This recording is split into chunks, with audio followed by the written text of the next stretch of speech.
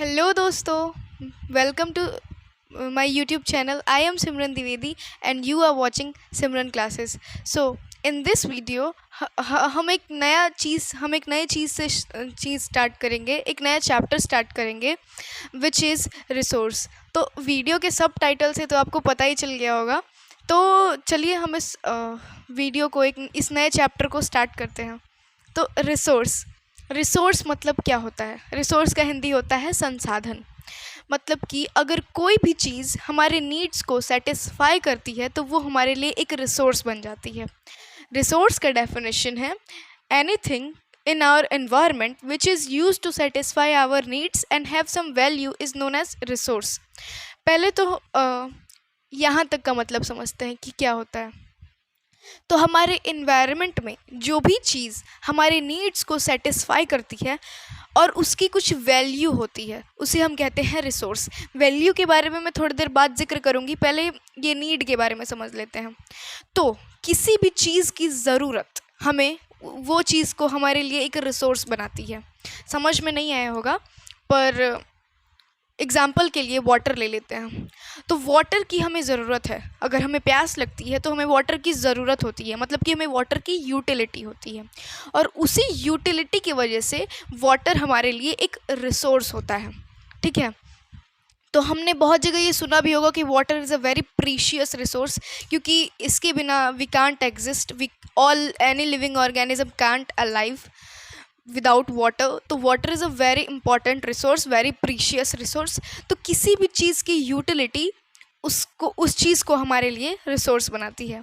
आगे रीड कर लेते हैं कि the utility of a substance make it a resource.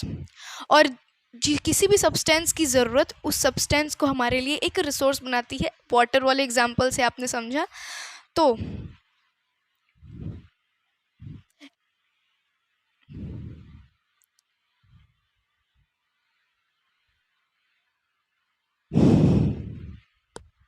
अब चलिए समझते हैं जो डेफिनेशन में जो वैल्यू वाला टर्म था उसे, कि any resource have some value, either the value is economic और नॉन इकोनॉमिक।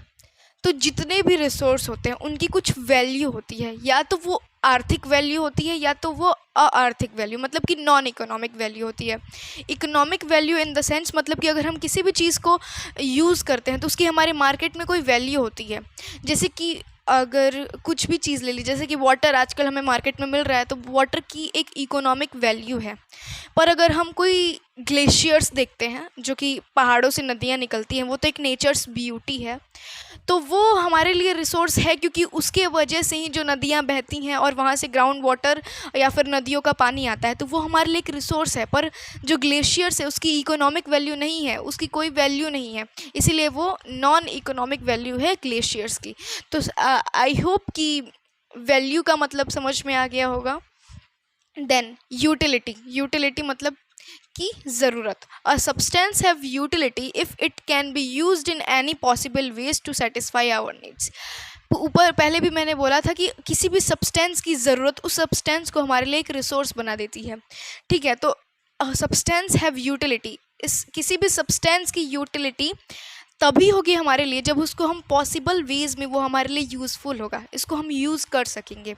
तो utility of a substance makes a substance as a resource. ये वर्ड मैं बार बार रिपीट कर रही हूँ।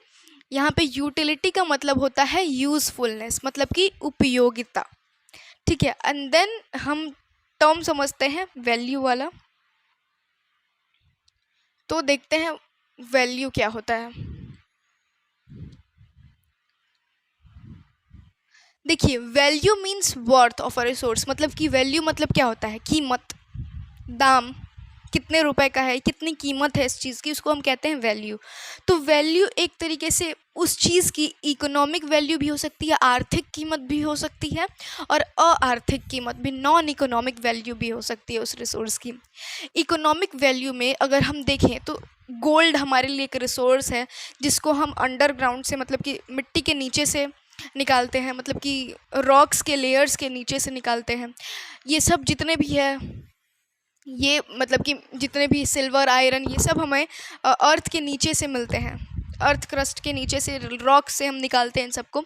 तो इन सब रिसोर्स की, जैसे कि गोल्ड बहुत महंगा है, सिल्वर भी काफ़ी हद तक महंगा है, आयरन भी महंगा है। तो ये सब हमारे लिए रिसोर्स है और इनकी कुछ मार्केट में कीमत है। तो इसीलिए कुछ रिसोर्सेज की इकोनॉमिक वैल्यू होती है, इसकी कुछ मार्केट में कीमत है। इसीलिए ये जितने भी एग्जांपल्स मैंने दिए, ये सब हमारे लिए ऐसे रिसोर्स हैं जिनकी इकोनॉमिक वैल्यू है। ये नॉन इकोनॉमिक वैल्यू में जैसे कि हमारी जो नेचर्स ब्यूटी आ जाती है, जिसमें हम माउंटेन्स को देखते हैं, लैंडस्केप्स को देखते हैं, इन सब जैसे कि ग्लेशियर्स को देखते हैं, बहुत सारी चीज़ों को देखते हैं। अभी बहुत कुछ ऐसा हो जाएगा, तो उन सब की नॉन इकोनॉमिक वैल्यू होती है, यानी कि उनकी हम मार्केट में कोई कीमत नहीं होती है, पर वो भी हमारे लिए एक रिसोर्स है।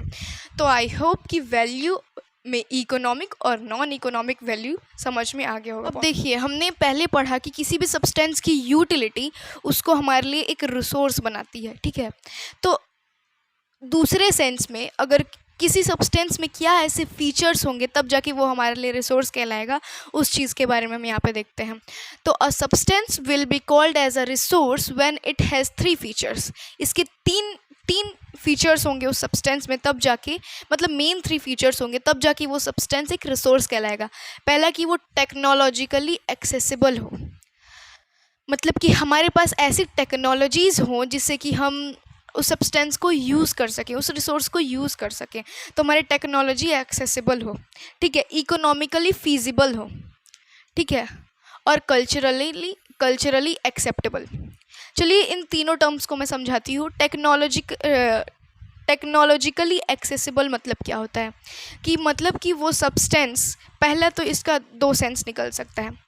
पहला कि हमारे पास ऐसी टेक्नोलॉजी हो कि हम उस रिसोर्स को ऑब्टेन कर सकें, और दूसरा कि हमारे उसको ऑब्टेन करने के अलावा हमारे पास ऐसी भी टेक्नोलॉजी हो कि उसको ऑब्टेन करने के बाद हम उसको यूज़ भी कर सकें उस रिसोर्स को। तो टेक्नोलॉजिकली एक्सेसिबल, ठीक है, एंड देन इकोनॉमिकली फीजिबल। मतलब कि फॉर एग्जांपल के लिए, अगर हमने कहीं पे, हमको पता चला कि यहाँ पे पेट्रोलियम का अंश मिला है। पेट्रोलियम वैसा सब्सटेंस होता है जो कि petrol, kerosene oil, vaseline, diesel, इन सबको उसको प्योरीफाई करके ये सब सब्सटेंस बनते हैं, और इनसे ये कितने काफ़ी हद तक इम्पॉर्टेंट है, ये बहुत इम्पॉर्टेंट है। मतलब इनकी इम्पोर्टेंस तो हम जानते ही हैं। आजकल हम जानते हैं कि पेट्रोल और डीजल की महंगाई, कीमत कितनी है और ये कितने महंगे हैं।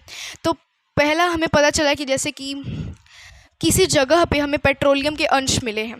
अब क्या हुआ कि मैंने 10 लाख रुपए लगा दिया उसकी खुदाई वुदाई करने में, उस पेट्रोलियम को ऑब्टेन करने में, लेकिन अगर मैंने उस पेट्रोलियम को बेचा तो मुझे फ़ायदा हुआ सिर्फ 1 लाख का। मैंने सिर्फ 1 लाख रुपए ऑब्टेन किया, तो क्या ये इकोनॉमिकली फिजिबल हुआ? क्या वो मेरे लिए फ़ायदेमंद हुआ?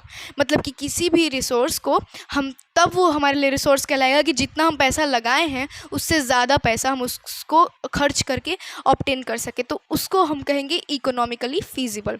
कल्चरली एक्सेप्टेबल, मतलब कि लोग उसे रिसोर्स माने भी, किसी रिसोर्स को। जैसे कि पानी है, पानी का एग्जांपल मैंने पहले भी दिया है। तो पानी को हम सब रिसोर्स मानते हैं, मतलब कि हमारी सोसाइटी के द्वारा वो एक्सेप्ट भी किया जाए कि वो एक रिसोर्स है। गोल्ड हमारी पूरी सोसाइटी जानती है, हम सब जानते हैं कि गोल्ड बहुत वर्थली चीज़ होता है, बहुत ज़्यादा वैल्यू होती है इसकी। ये ऑर्नामेंट्स, बहुत सारी चीज़ों में ऐसे यूज़ होता है। तो ये था कि किसी भी सब्सटेंस को, कोई भी चीज़ रिसोर्स कब कहलाएगी, उसके features. Then some resources in our environment can be use directly, such as air, water, fruits etcetera, while some can't, such as minerals, metals, petroleum etcetera.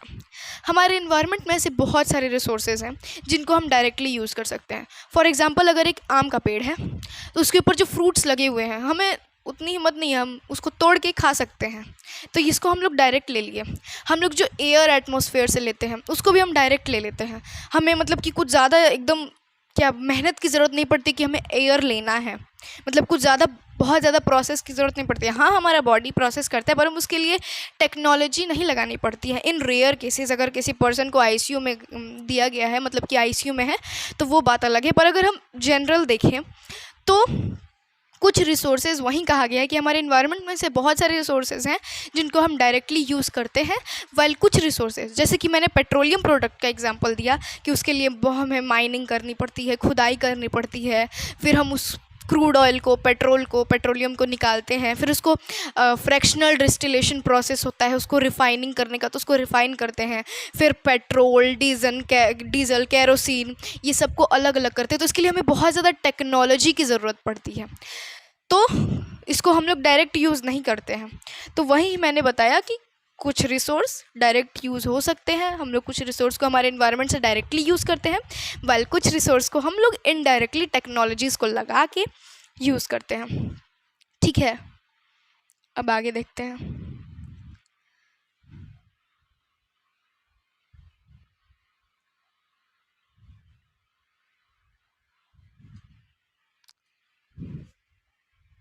तो अब आगे देखते हैं। तो हमारे इन्वायरमेंट में पहले पढ़ लेते हैं।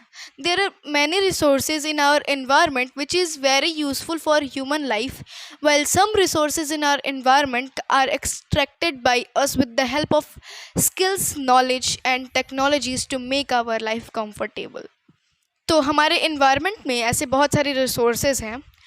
हाँ, अभी मैं ये रिसोर्सेज का इंट्रो ही दे रही हूँ अबाउट रिसोर्सेज, तो देखते हैं। तो हमारे इन्वायरमेंट में ऐसे बहुत सारे रिसोर्सेज हैं जो हमें जीने के लिए बहुत ज़्यादा ज़रूरी हैं, वाइल कुछ ऐसे भी रिसोर्सेज होते हैं जो कि हम ह्यूमंस ने अपने स्किल्स, नॉलेज या फिर टेक्नोलॉजीज़ का यूज़ करके बनाया है हमें हमारी लाइफ को कंफर्टेबल बनाने के लिए। जैसे कि वाटर हमारे लिए बहुत ज़रूरी है, एयर हमारे लिए बहुत ज़रूरी है, तो ये वैसे भी हमारे नेचर में प्रेजेंट होता है और ये हमारे जीने के लिए बहुत ज़रूरी होता है। इसके बिना कोई भी लिविंग ऑर्गेनिज्म नहीं ज़िंदा रह सकता। जबकि आजकल जो रेफ्रिजरेटर आ गए हैं, आजकल जो नए नए एसीज आ गए हैं, तो ये सब ऐसा कुछ इम्पॉर्टेंट रोल प्ले नहीं करते कि इनके बिना हम मर ही जाएंगे। इनके बिना भी हम जी सकते हैं, पर ये हमें हमारी लाइफ को कंफर्टेबल बनाने में इनका यूज़ किया जाता है। तो वहीं some resources in our environment are useful for human life, हमें जीने के लिए बहुत ज़रूरी है, while some resources are used for make our life comfortable. उसका एग्जाम्पल देख लेते हैं।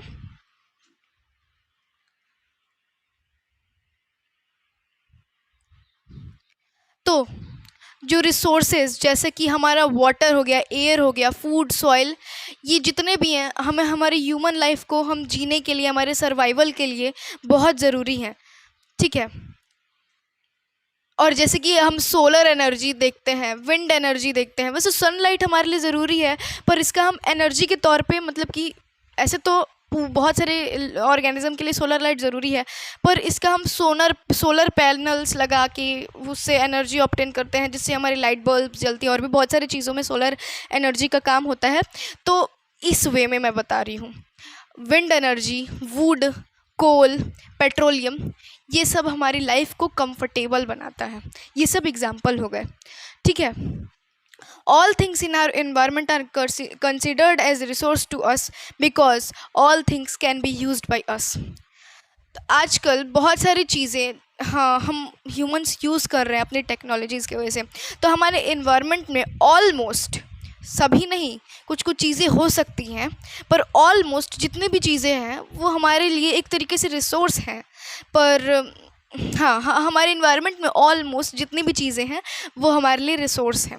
ठीक है, कुछ कुछ चीज़ें एक्सेप्शन है जो कि मुझे भी नहीं पता, पर मैं इसीलिए ऑलमोस्ट लगा रही हूँ, क्या पता कुछ एक्सेप्शन हो जाए। तो